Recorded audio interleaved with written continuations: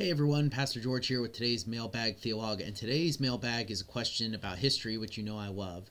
And this is what it is. It says, mailbag question is the sign of the fish and the sign of the cross. When did they change from the fish to the cross, and why did they change from the fish to the cross? This was definitely be a history question, thanks. So, this is a history question, and I love answering these. So the sign of the fish, the Jesus fish, which became really popular again in the 70s and 80s, which maybe some of you have on your car, but I'm sure you've seen stickers and posters and things on books and shirts and tattoos and all other sorts of stuff, right? It's kind of experiencing resurgence right now, especially the simplified form of it. Then we have the cross, which is, of course, the very typical sign of Christianity. If you were to ask people on the street to draw a symbol representing the faith, they would draw a cross. But how did these two become popular? Well, of course, these aren't things that are decided by councils at like a branding level, right? It's not like when anyone decided to change, these things just kind of happened. It's not like they got together and went, now, at this council, we've decided that our symbol is going to be a cross. Everyone's going to get on board with that, and that's what we're going to do moving forward. No, right? It's a lot more organic. So the fish, we don't know exactly how it started. You probably have heard of the myth, and this is something I believe because I was taught it in church when I was young, which is about the fish, which is that it was used as a way of identifying other Christians, right? Someone would draw one thing at the top and the other one would finish it, and that's how you could tell. But we actually have no proof of that at all from the time period. This is something that seemed to have been a very late belief, like by late, I mean the 1800s, and was popularized by Hollywood in the 1950s.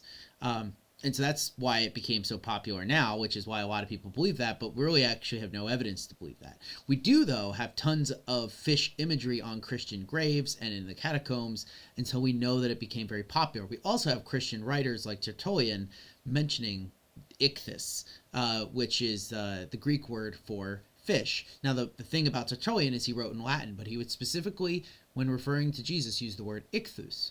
Now, ichthys, as I said, in Greek is fish, and that's where we get like ichthyology from, the study of fish, and it works as an acrostic for something. So in Greek, the letters are iota, chi, theta, upsilon, sigma, and ichthys, and so it's Jesus Christ, God's Son, Savior.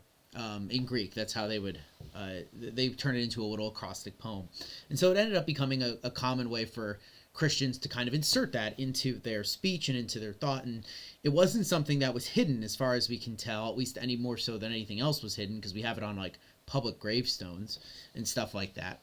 So, but it became a very common symbol, and you can see how that can happen because Jesus uses a lot of miracles with fish. The Bible, has lots of fish stories in it. Jonah and the big fish were a common symbol in early Christianity as well. You have the loaves and the fishes. Jesus telling his disciples he's going to make them fishers of men. So you can see that this is a common thing that can happen, and it's not a far-fetched to see someone go, oh wait, this actually we can turn this into a cute little poem, right? Christians do that today too, and so it just became something that became widespread, and people liked it. And so it became very popular. But there were also lots of other symbols that were really popular, like, for instance, the anchor was a very popular symbol in early Christianity. The Good Shepherd was a popular symbol.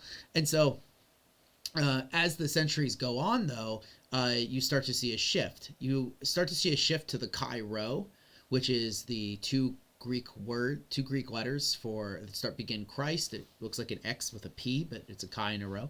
And that is supposedly the symbol that Constantine saw in the sky or in a dream, depending on who you believe, before the Battle of the Milvian Bridge, and had it painted on his shoulders shields, and that allowed him to win the battle and make Christianity legal. At least that's how the story goes, right? So that became a very popular symbol. But right around the time that Christianity becomes legal, you have a pretty big change in the world happen, which is why you might see a shift away from the ichthys, the fish symbol, and towards the cross.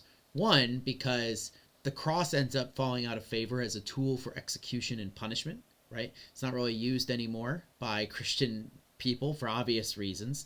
And so it ends up fading out and is kind of reclaimed as a symbol of God's triumphalism. And you have tons of different styles of crosses that become popular in different parts of the world. But that's a big reason of why it's able to come back is it lost its association with the horrendous torture that it would show, right? And so it was easy to depict without having to feel weird about it or whatever, and because it was more detached for most people now. At the same time, you also have a language shift. So as you'll remember, like the Cairo, the Ichthys, these are things in Greek, but now that you have it become more of an official religion, you have Latin taking a much more prominent role in the life of many Christians, especially in the Western Mediterranean.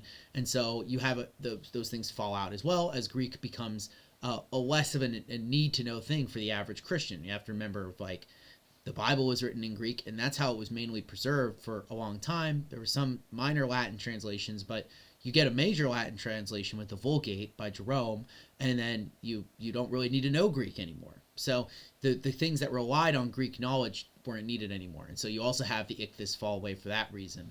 So to answer your question, there was never a definitive shift, but it happens, in the 4th and 5th centuries as the Christian world gets more diverse linguistically and also becomes part of the government, where then you have kind of a shift away from using crucifixion as a punishment and towards it able to take the symbol that it does now, which is basically where it stayed for a long time. So I hope that answered your question more or less, and it's a good question, and I hope all of you have a wonderful rest of your Thursday, and I'll see you on Sunday.